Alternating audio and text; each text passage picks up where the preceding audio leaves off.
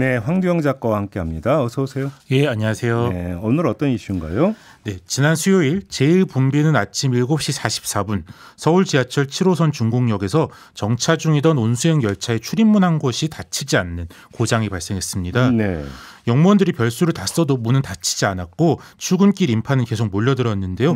결국 열차는 얇은 천막으로 문을 반쯤만 가리고 그대로 출발했습니다. 예, 역무원 2명이 4개역 구간 8분 동안 달리는 열차의 열린 문을 잡고 서서 사람들을 몸으로 막았는데요.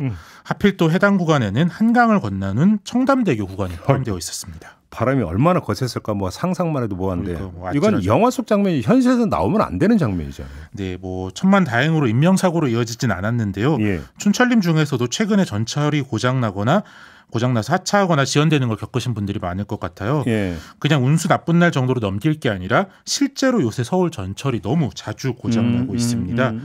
이번 달만 해도 7일에는 7호선, 8일에는 5호선, 16일에는 3호선과 4호선, 17일과 18일 양일에는 신림선, 19일에는 6호선, 20일에는 1호선, 23일에는 말씀드린 7호선, 그리고 어제 또 5호선이 고장으로 뭘 그렇게 많아요, 도대체? 네, 이제 한 노선만이 아니라 이렇게 전체적으로 고장이 폭증하고 있는데요. 특히 이제 12구 참사 이후 열차당 탑승 인원도 제한하고 있고 광역버스 입석 금지 등으로 안 그래도 지하철 타는데 지금 오래 걸리는데 예. 잦은 고장으로 시민들이 큰 불편을 겪고 있습니다. 이게 그 이전과 비교하면 많이 늘어난 거예요? 아마 체감들을 하실 건데요. 실제로 서울 전철이 10분 이상 지연된 사례가 18년도와 19년도에는 3건에 1년 동안 3건에 가깝게 불과했습니다. 20년도엔 9건으로 늘더니 21년도엔 25건. 으로 거의 해마다 3배씩 늘었고요. 올해는 8월까지만 해도 벌써 22건이었고 이번 달은 말씀드린 대로 거의 툭하면 멈춰 수준입니다. 이제 하인리히의 법칙이라는 말이 있잖아요. 이제 대형 사고가 발생하기 전에 수많은 경미한 사고와 징후들이 반드시 존재한다. 그런 법칙인데요. 이처럼 점차 폭증하고 있는 전철 고장이 자칫 대형 사고를 예고하는 것은 아닐지 좀 불안이 커지고 있습니다. 왜 이렇게 고장이 그러니까 자주 발생하는 거예요? 전동차 노후화와 인력 부족 2가지 원인이 지적되고 있는데요. 2021년을 기준으로 서울 전철이 전체 3,563칸인데요. 그중 43.7%인 1,557칸이 25년 이상 된 노후 전동차입니다. 특히 이제 4호선 같은 경우에는 평균 연식이 27.1년. 하지만 이제 서울교통공사가 한 해 평균 1조 정도씩 적자가 나고 있어서 전동차 교체가 쉽지 않은 상황입니다. 그러면 수리 점검이라도 잘해야 될 거 아닙니까? 그렇죠. 뭐 기억하시겠지만 지난 9월 벌어진 신당역 스토킹 살인 사건 때도 인력 부족으로 1인 순찰을 한 게 이제 문제가 좀 지적이 됐었는데요. 실제로 2년간 서울교통공사 인력이 300명 가량 줄면서 뭐 역무나 승무 모두 1인 근무가 계속 늘어나고 있습니다. 정비 분야에서도 시간이 부족하고 집중력도 떨어진다 이런 호소가 계속 이어지고 있는데요.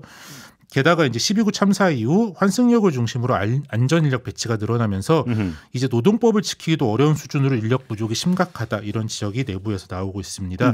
뭐 또 이제 9호선이나 경전철 구간 등 민간 도시철 노동자들은 더 열악한 상황으로 알려져 있습니다. 그러니까 그래서 노조는 이제 인력 보강을 계속 줄기차게 요구를 하고 있는 거잖아요. 사실. 네, 뭐 노조는 그렇게 주장하고 있는데 사측은 오히려 큰 폭으로 더 줄일 것이다 이렇게 얘기해서 좀 논란이 되고 있는데요. 뭐 진행 중인 올해 임금 단체 교섭에서 서울교통공사 사측은 재정 적자를 이유로 2026년까지 1,500명을 추가로 감축하는 것을 동의하라고 노조를 압박하고 있습니다. 이제 뭐 지하철 고장 등에 대처하는 기동 검수반을 23곳에서 14곳으로 줄이면서 자회사로 이관하고 그래서 이제 그게 196명이 줄어들고요.